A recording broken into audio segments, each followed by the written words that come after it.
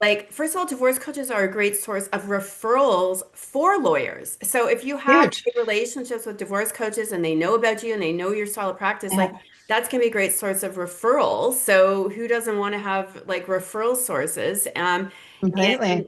in some cases too, because the divorce coach is the first point of contact, the divorce coach has enormous power really at the beginning Hmm. because the person who is the first point of contact that establishes trust with the client um, Hmm.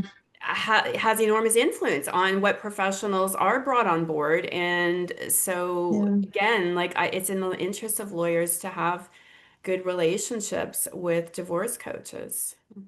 I don't know how many, like, completely. I have no sense of how, like, what percentage of family law lawyers are open to it and what percentage aren't. I don't know what your experience has been.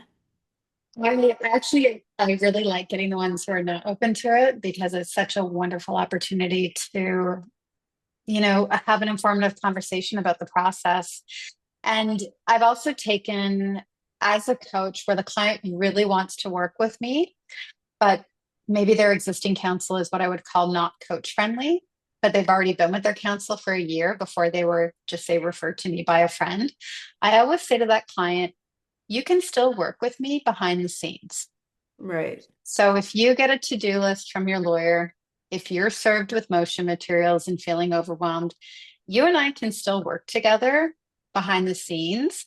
All your lawyer is going to see is how organized you are, how efficient you are, and how you're now showing up differently for meetings. And if they ever ask the question, you can say, hey, this was the support of my coach.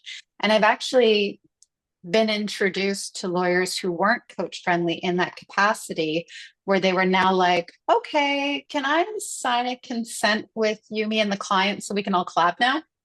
Right. But Yeah. initially they had their guard up. Yeah. And funny enough, it's typically the seasoned veterans with like 30 years behind them that are like, Yeah. no, this is too weird. This is out of my comfort zone that end up being the biggest supports in the end.